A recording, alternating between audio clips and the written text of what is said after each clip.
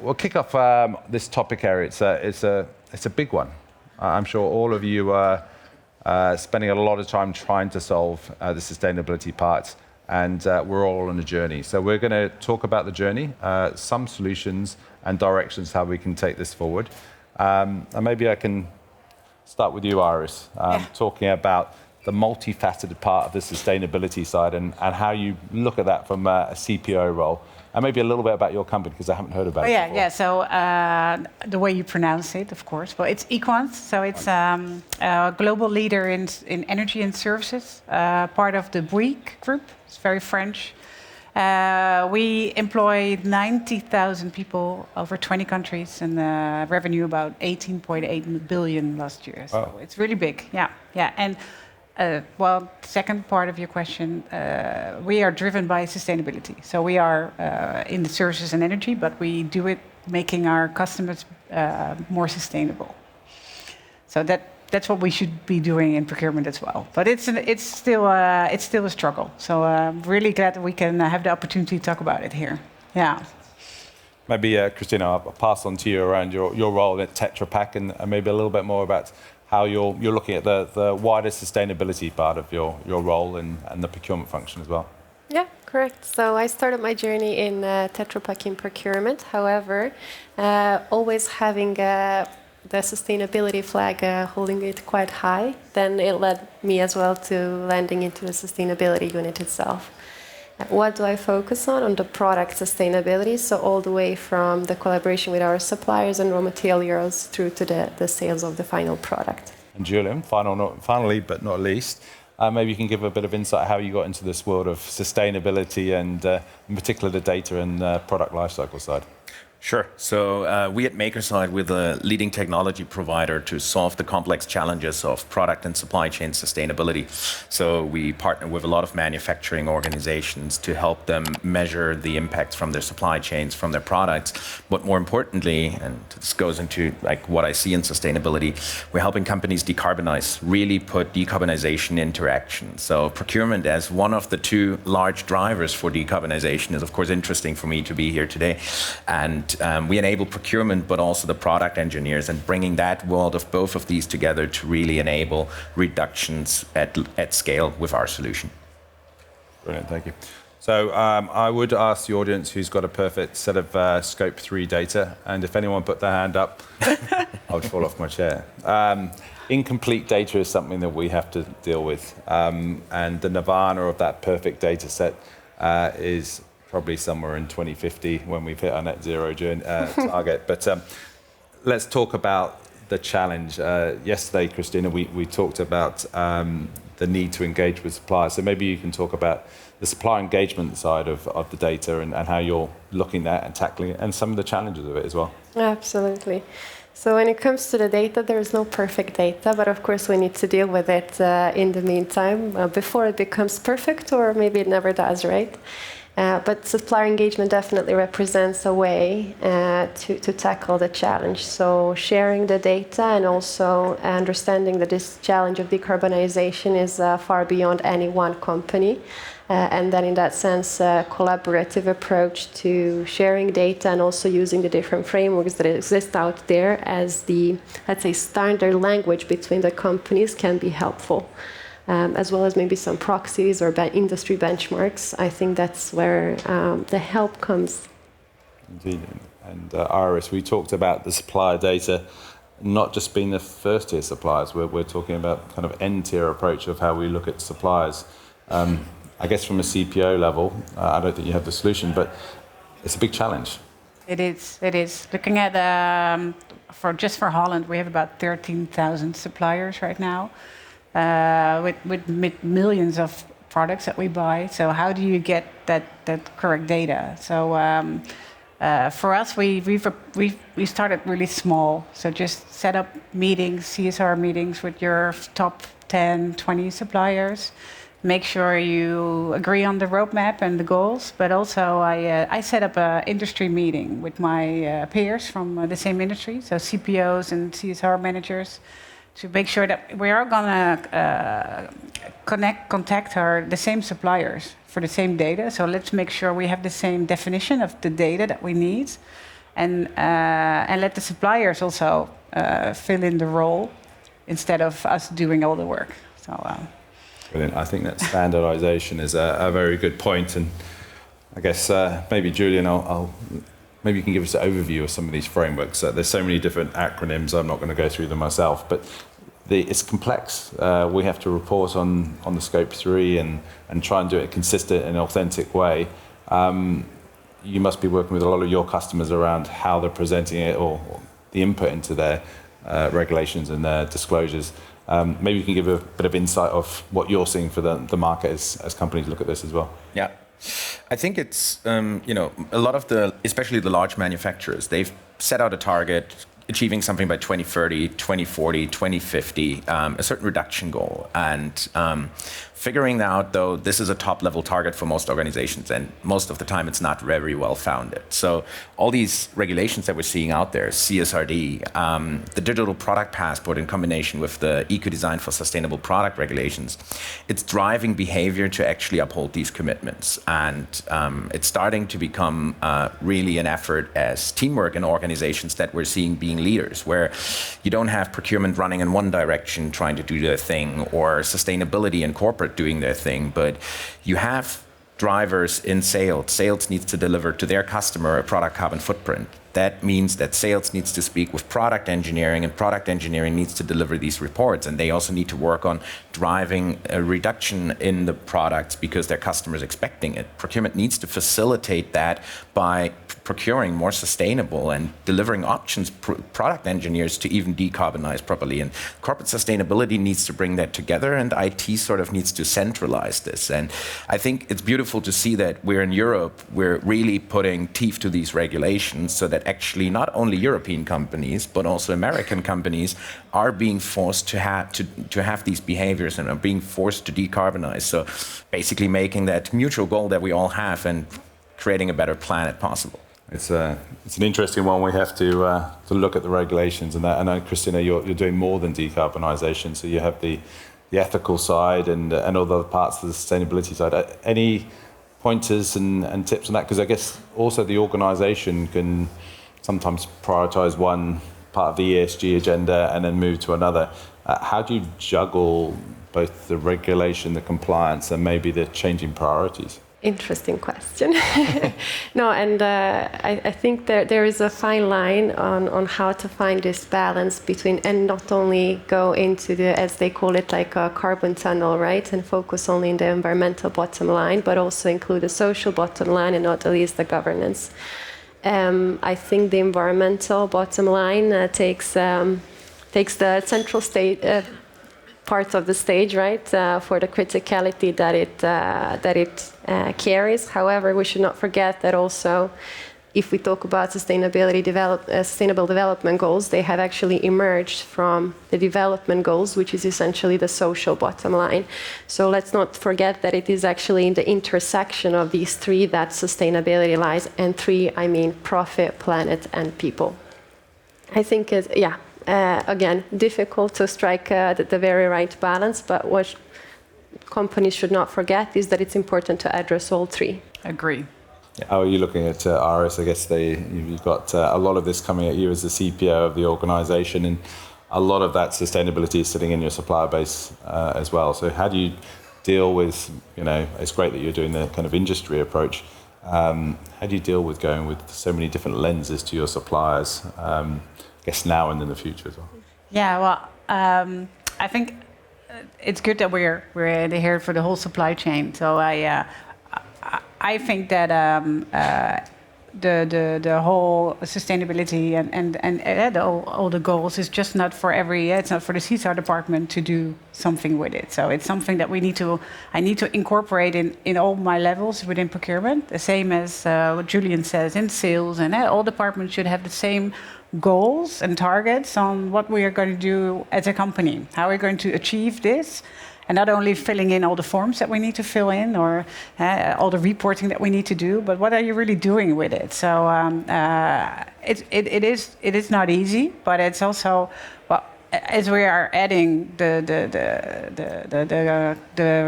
obligations on filling in the data of our products, why don't we put in extra formalities that my buyers need to have and need to do and need to look at? So that, and having the data is one, but what are you going to do with it? I think it's most important. If I may add there to that end-to-end perspective, I think it's not only about the data, but also integrate, or maybe that's also what you meant, integrating it also in other processes. So sustainability does not only sit in procurement or sustainability unit itself, but elsewhere as well. And what I believe that the sustainability unit should do is to coordinate those efforts, meaning how do we put sustainability into the processes, so plan to fulfillment, source to pay, innovation processes, so in all the processes in the company, because essentially sustainability is, if we talk about processes, a manage to govern one, which means that it's like central place, and then the execution is elsewhere, because the execution of sustainability is different based on what the matter is. Yeah. Julian, so we've got a problem to be solved in terms of the data, multi-tier, different suppliers, but the product lifecycle piece is ultimately where we need to go. We'll probably start with spend-based emissions of our suppliers, which is an estimate, hopefully an accurate estimate, but ultimately we're going to need to get into the whole product lifecycle. Maybe you can talk about what you're working with your customers on, because I think that's the nirvana we're going to need to. We're going to have to look at every single product and really get into the nitty-gritty of the emissions sitting in those as well. Yeah, I think it comes on top of what Kristina just said. It's, sustainability needs to determine what the plan looks like, but then you need to have people executing on it. And this is sort of the root of how we've built our platform, because we've built the world's largest supply chain database that creates a data foundation for our customers, and we enrich automatically with machine learning and AI our customers' data that sits along the product lifecycle. So data in ERP, data in PLM, data in CAD, where products are made, redesigned, and parts are purchased. And with that, our customers have actually the visibility beyond the spend-based approach. So for every part that they buy, whether it's a complex electronic or it is a screw, they have a supplier-specific emission for it in order to actually have procurement. Like you said, Iris, it's not about getting just the data, but also being able to act on the data. And to give an example, Microsoft, for example, one of our longer standing customers, not a traditional manufacturer, but they are the largest cloud environment in the world. They have huge amounts of hardware in there that they need to decarbonize, and they have their Surface tablets. They have actually, within the time of working with us, reduced the time of analysis that took them months to mere minutes, and they have increased the share of supplier-specific emissions from below 20% to more than 70% by now, and they're close to getting to 90% in the next year. And that has actually led to a combined effort of procurement and engineering to reduce the emissions of the Surface tablet within just one product and generation within 1 year, as a combined effort of that data having on hand and being able to execute on it. And what does it look like before your technology comes in with its magic wand? So it really is, when you look at one product and its supply chain, it would take 2-3 people around 3 to 6 months, depending on the complexity, to do this analysis. And with that speed, we're not getting anywhere of having proper reporting in 2040, 2050, let alone talk about decarbonization. So it's not really about just creating efficiency. It's about making even possible what our strong ambitions in this room are. And I guess then when we look at our suppliers, we need them to be doing exactly the same thing with their products as they cascade up the value chain as well. It's fascinating to see how the change is coming, but the action also needs to be there as well. We need to take baby steps. We need to find programs that we can work on and engage our suppliers on today and tomorrow. You talked about the industry side. How are the suppliers reacting when you're going to them, hopefully making it easier for them to engage with you? Is there pushback? You said 17,000 suppliers. I don't think you've gone to all of them yet. No, thank God. But no, so what you see, there are some suppliers taking their own initiatives, which are good, but it doesn't mean that the data they are giving us is really workable. So you need to, you see a lot of different initiatives coming. And it's all for the good purpose, but it doesn't mean that it works really good right now. So that's on one side. And what I also have meetings with my suppliers, that they say, okay, we offer renewables, we offer reducted scope reduction products, but your clients are not buying it. So we can offer everything we want, and we put it in our purchase to pay tool, but it's not being ordered. They are not buying it. So it's also something that what I had referred to earlier, something that needs to be embedded in the whole company. And very important that procurement is also part of the innovation part, but takes a seat at the table at our clients. Be there and to inform them why product A is better than product B, and why they should create that together with our supplier. So it makes our role, I think, more interesting. Procurement is already being, well, of course. This is a good audience, but I think it's the best role. But it makes it even better because with the technology and tooling, it makes our life more strategic, and we can be more involved in product development and innovation, and sitting on a table not only in the C-level because we're already there, but at our clients, and really make sure that filling all the forms and the frameworks is just a small detail, and you're really busy in creating a better world for and leaving it better for our next generation. And does that emotive part start coming through in your procurement team as they oh yeah, definitely. So I think, I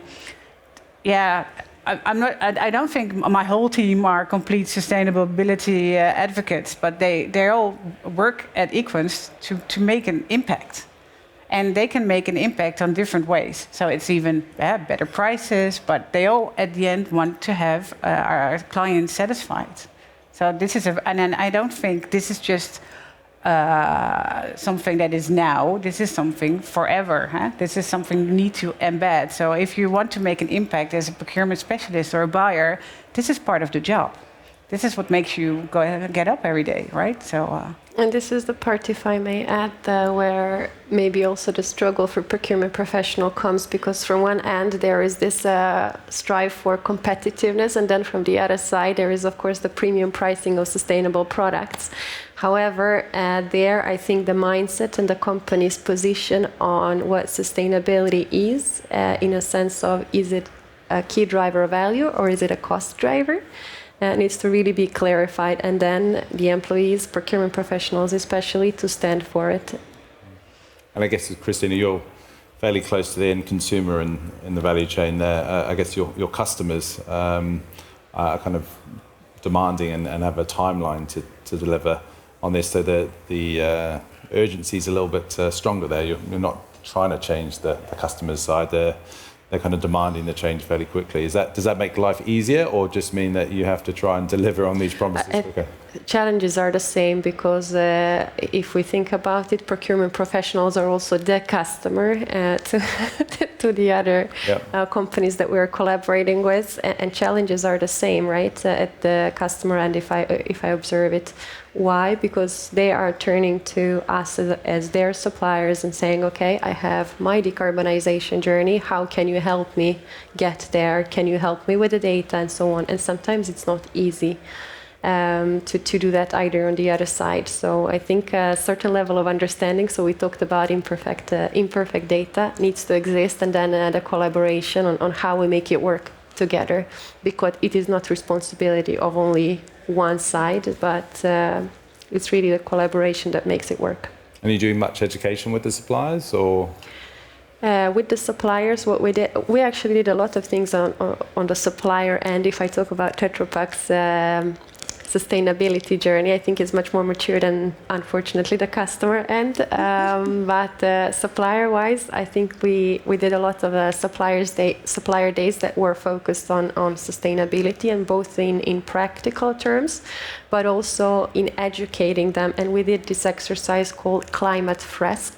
If you don't know it, it's extremely effective. Do it, because it's an eye-opener to understand what are the causes and effects, and how does it all tie together, and what is it that either individuals or companies or even institutions or countries can do to make a difference. So yes, education has been one, but also putting things into practice and asking the question, so how do we move from here in an actionable way? Because if there is no action, we're not moving the needle. Mm-hmm. And Julian, you're kind of trailblazing this the technology around the data there. As when we sit here in 2024, where do you see the technology helping the likes of Tetra Pak and Equance in the future? And what are the trends you're seeing on this? Because it's going to only get more and more important for companies to adopt your type of solution. But I guess you're seeing a lot more around kind of the data sets that they need and also the technology as well. Yeah. I think on one hand is what Iris described is you can't expect all 17,000 suppliers to deliver you the data you need in order to drive decisions. You will have your large suppliers that are the billion-dollar companies, and they will have the means to deliver this type of data. You can expect this of them. But there's a long tail of suppliers you cannot expect this from. And even large companies have mom-and-pop shops in their supply chain. And this is where really I think it's, we get companies like Equans and Tetra Pak, we help these type of companies to get to a very concrete picture around their supply chain.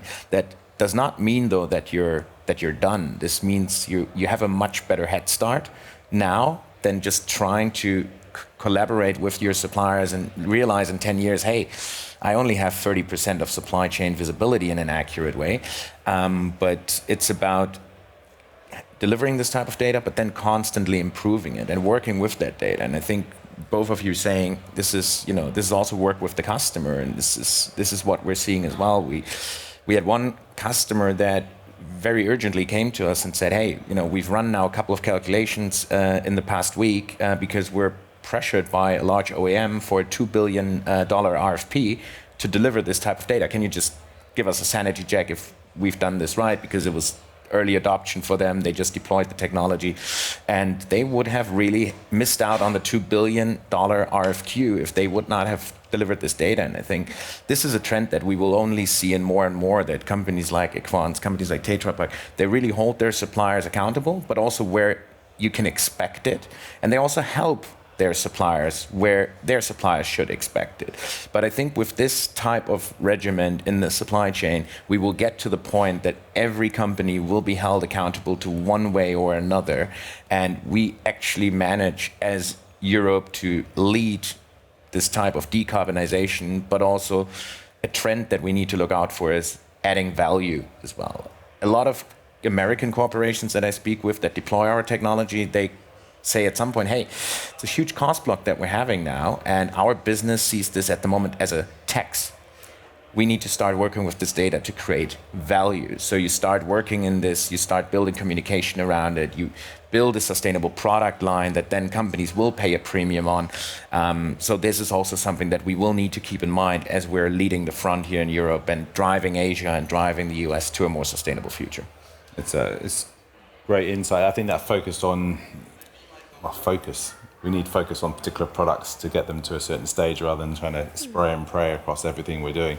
I think as we kind of wrap up, I think we need enough data to take action. I think we need to take the action, and the speed that you can help companies like Microsoft go from months, if not years, of getting this data to weeks is what we need to see coming through. But again, there's also the education side that we need to do within the business.